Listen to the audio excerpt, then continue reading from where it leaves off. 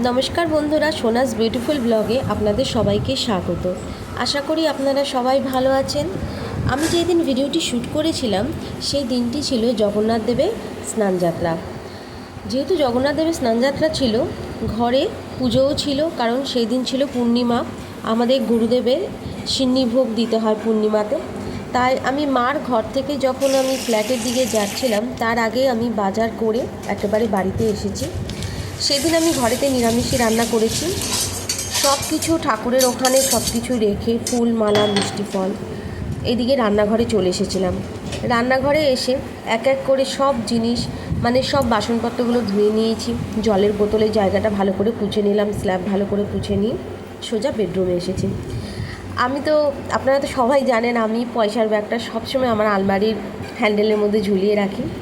খাটের মধ্যে তাড়াতাড়ি করে মাদুর পাতলাম আর টেডি বিয়ারটাকে বসিয়ে রাখলাম। সোজা চলে গেলাম বারান্দায় গাছগুলোকে জল দিতে। তাড়াতাড়ি করে ঘর বারান্দা ঝাড় দিয়ে বারান্দা মুছে নিয়ে ঘরটাও মুছে নিচ্ছি, কারণ পূর্ণিমা 11টা কত মিনিট অবধি ছিল, তার মধ্যেই আমাকে পুজো দিতে হবে সিন্নিভোগ। আর এই যে ফুল দুটো দেখাচ্ছি না, এইটা আমার বারান্দার টবেতে হয়েছে। এটা এক ধরনের জুঁই ফুল, ভীষণ গন্ধ, খুব গন্ধ।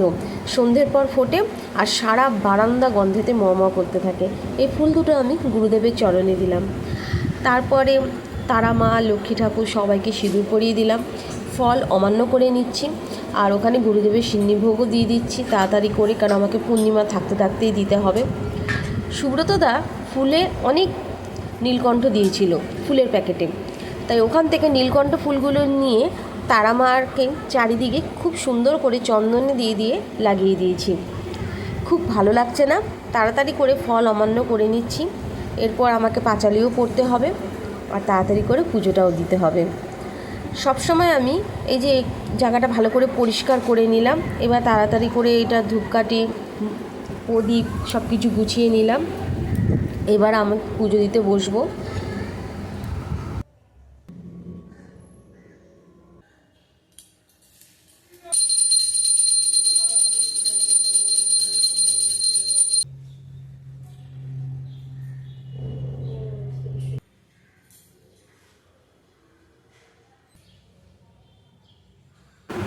আমার পুজো দেওয়া কমপ্লিট হয়ে গেছে। আমি সব ঠাকুরের চরণে ফুল দিয়েছি। তোমরা দেখে বলো তার আমাকে কেমন লাগছে আর বাকি ঠাকুরদেরকেও কেমন লাগছে, অবশ্যই কমেন্টস করে জানিও। তাড়াতাড়ি করে চলে এলাম রান্নাঘরে। ওইদিকে ভাত বসিয়ে দিলাম, এদিকে দুধ গরম করে চা বসিয়ে দিলাম। চায়েতে একটুখানি আদা ঘষে দিলাম, এতে চায়ে না আদার ঝাঁঝটা থাকে আর খেতে খুব ভালো লাগে। আর এদিকে বাজার থেকে যেসব সবজিগুলো নিয়ে এসেছি সেগুলো ব্যাগের থেকে খুলে খুলে রাখছি। চায়ের বাটি বাটির মধ্যে চায়ের কাপটা কিন্তু এখনও অবধি রয়েছে। চা একটু ঠান্ডা করেই খাই। ওইদিকে একটু উচ্ছে ভাজা বসিয়ে দিয়েছি, জিরি করে কেটে। নোটে শাক কেটে রেখেছি। ভেন্ডি আলু দিয়ে সোয়াবিন করব, তাই সোয়াবিন জলে ভিজিয়ে রেখেছি। আর আলু পটল দিয়ে ঝোল করব। ওইদিকে রান্না চাপিয়ে চটপট চলে এলাম বারান্দায় জামা কাপড় মেলতে। জামা কাপড়গুলো কাচা হয়েছিল, মেলা হয়নি, এক ফাঁকে মেলে নিলাম। এইদিকে চলে এলাম সোয়াবিন ভেন্ডিটা ভালো করে একটু নাড়া দিতে। ওইদিকে কম আঁচ করে সবজিগুলো যে কাটা হয়েছিল সেই সবজিগুলো প্যাকেটে ভরে সরিয়ে রাখলাম আর জায়গাটা ভালো করে মুছে দিলাম। একদিকে কড়াইতে আলু পটল দিয়ে তরকারি, আরেক দিকে হচ্ছে শাক বসিয়ে দিয়েছি। আমার কর্তামশাই চলে এসেছে খেতে। নিয়ে এসেছে শ্রী জগন্নাথ দেবের স্নানযাত্রার প্রসাদ, আমার শাশুড়ি মা যে প্রসাদ পাঠিয়ে দিয়েছিল। তা আমার কর্তামশাই তো খেয়ে দিয়ে চলে গেছে, সাথে আমারও খাওয়া হয়ে গেছে, এমনকি প্রসাদও আমরা খেয়ে নিয়েছি। এরপর রয়েছে বাকি কাজ। এই যে ওভেন ভালো করে পুছে, জানলা স্ল্যাব ভালো করে পুছে আমি পরিষ্কার করে নিলাম। রোজকের কাজ আমি এভাবেই করে থাকি। কোনো দিন আমি স্ল্যাব বা ওভেন না মুছে রাখি না। এতে কি হয়, না মুছে রাখলে আস্তে আস্তে নোংরা জমে যায়, ময়লাটা না পুর হয়ে থাকে, তখন তুলতে কিন্তু খুব কষ্ট হয়। এই জন্য আমি রোজকেরটা রোজ করি, সে নিরামিষ রান্না হোক আর আমিষ রান্না হোক। রান্না খাওয়া দাওয়া হয়ে গেছে, গ্যাস মোছাও হয়ে গেছে। এইদিকে আমি সব বাসনগুলো আস্তে আস্তে করে মেজে নিচ্ছি।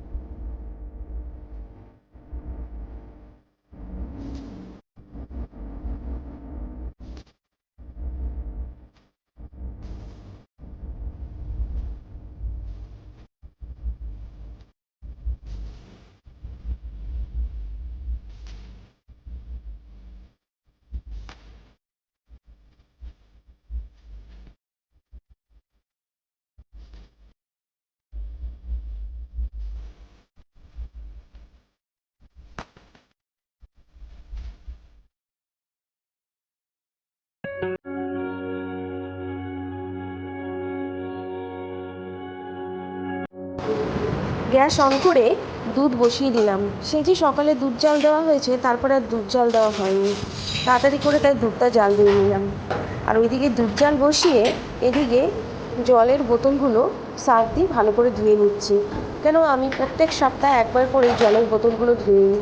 আমরা জল প্রত্যেক দিনই বোতলে জল খাচ্ছি, এবার কোনো সময় হয়তো তেল হাতেই বোতলটা ধরে নিচ্ছি, কোনো সময় হয়তো মুড়ি খাচ্ছি, একটু তেল দিয়ে নিয়ে কেশের হাতেই বোতলটা ধরে নিচ্ছি। এতে কি হয়, বোতলের গায়ে তেল তেলে ভাপ হয়ে যায়।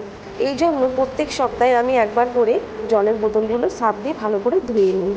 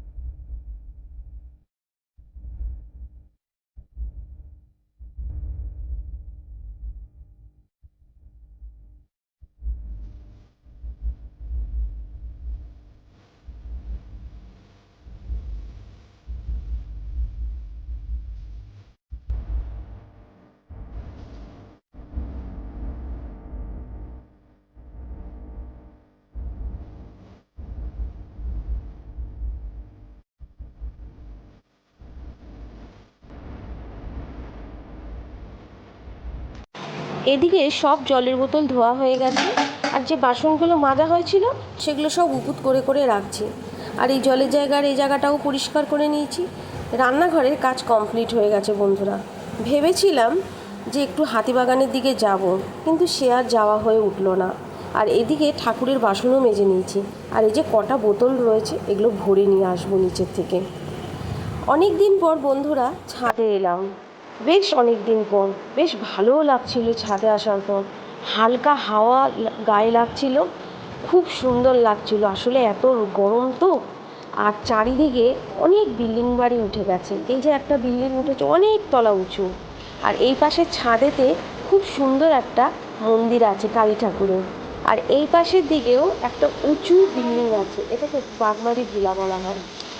আর এদিকেও ছোট ছোট অনেক ঘর বাড়ি, বিল্ডিং বাড়ি সব উঠেছে। অনেক দিন পর ছাদে এলাম তো, তাই খুব ভালো লাগছিল। ছাদে কেউ ছিল না, একা একাই হাঁটছিলাম ছাদেতে। আকাশের দিকে তাকিয়ে খানিকক্ষণ মনে হলো যেন তুলি দিয়ে কেউ বারবার রং করছে, কখনো নীল, কখনো হালকা আকাশি, কখনো ছাই ছাই কালার, কখনো ডিপ রং।